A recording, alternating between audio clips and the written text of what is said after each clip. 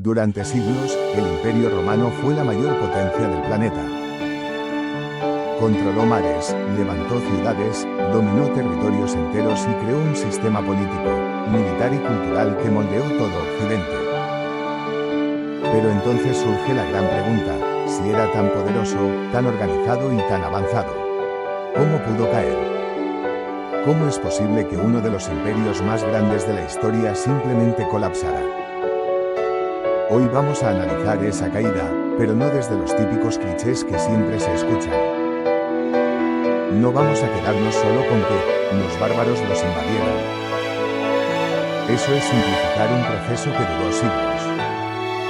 Tampoco vamos a decir que Roma se corrompió, sin explicar qué significa realmente eso. Vamos a ver la historia completa, lenta, compleja, llena de factores encadenados que convirtieron a una superpotencia en ruinas. Lo primero que tenemos que entender es que Roma no cayó de un día para otro. No hubo una fecha mágica en la que todo explotó y dejó de existir.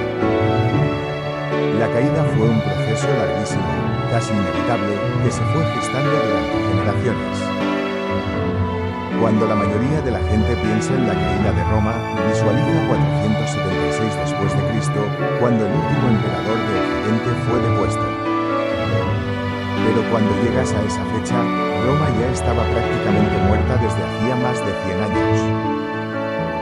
Esa fue solo la estocada final. Para comprender por qué cayó, tenemos que ir al corazón del imperio, su economía. Roma fue grande porque tuvo una economía enorme y flexible, pero esa misma economía se fue desmoronando por dentro. Durante siglos, Roma vivió de la expansión.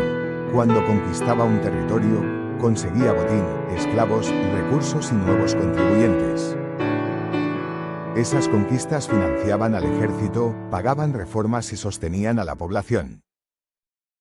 Pero cuando dejó de expandirse, el sistema dejó de funcionar. Roma era un gigante acostumbrado a alimentarse del exterior. Cuando ese alimento desapareció, empezó el hambre económico. La inflación se disparó. Para intentar pagar al ejército y a la administración, los emperadores empezaron a devaluar la moneda una y otra vez. El denario, que antes era una moneda sólida, terminó convertido en un trozo de metal casi sin valor. Esto generó inflación brutal, pérdida de confianza, caída del comercio y una economía que ya no podía sostener el aparato militar gigantesco que Roma había construido. Y como si fuera poco, el imperio empezó a sufrir una brutal crisis social.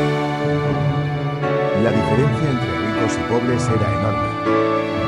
Las élites vivían como auténticos dioses, mientras que los campesinos estaban atados a la tierra, endeudados y sin derechos.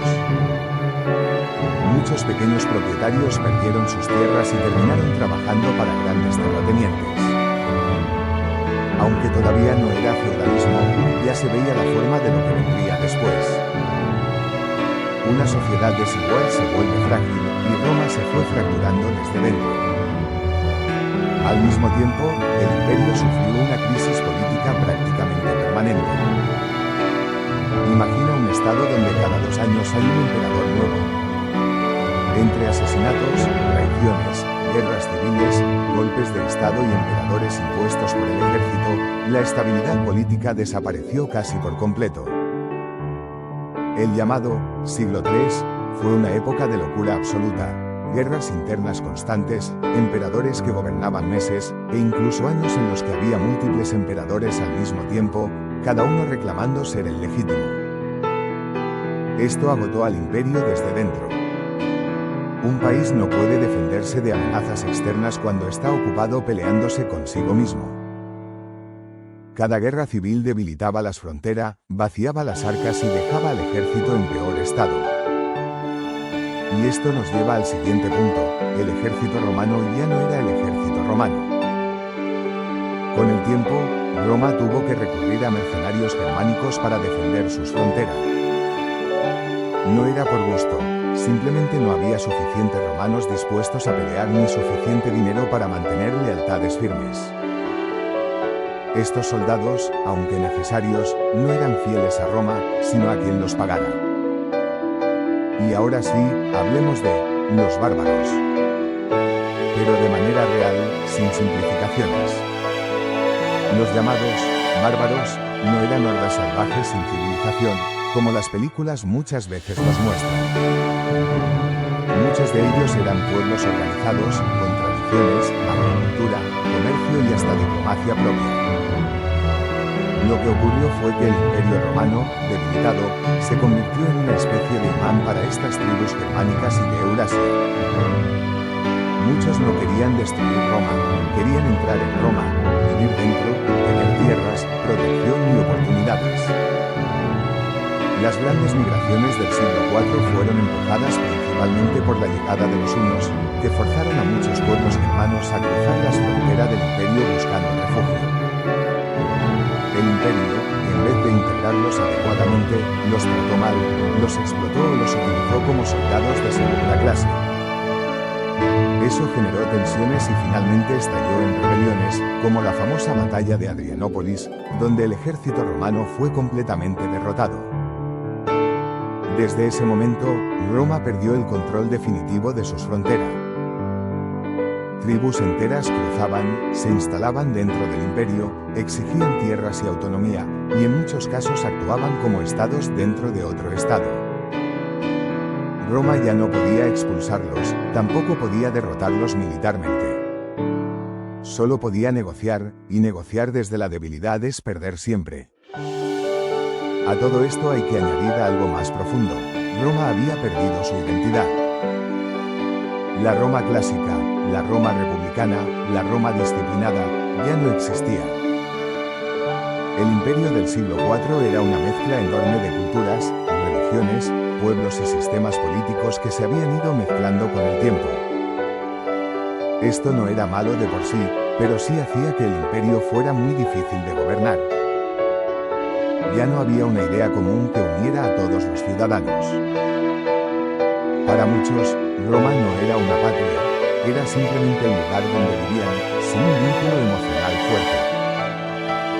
Cuando finalmente llegaron los golpes finales, la presión de los visigodos, la caída de ciudades importantes, la pérdida de África del Norte a manos de los vándalos, la corrupción interna, la falta de recursos, la desaparición del comercio mediterráneo, el imperio de Occidente ya no tenía energía para levantarse. El último emperador, Rómulo Augustulo, no fue asesinado ni ejecutado. Simplemente lo apartaron. Roma murió con un suspiro, no con una explosión. Entonces, ¿por qué colapsó realmente el Imperio Romano? Porque ningún imperio cae por un solo motivo.